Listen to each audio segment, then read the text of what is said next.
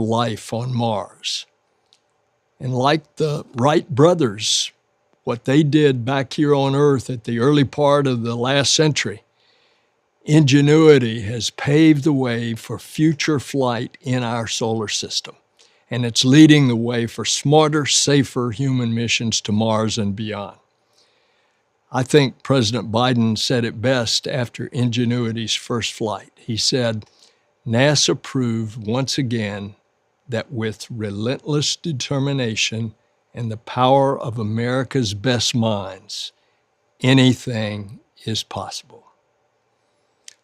That's what we try to do at NASA, make the impossible possible. And so, thank you, Ingenuity.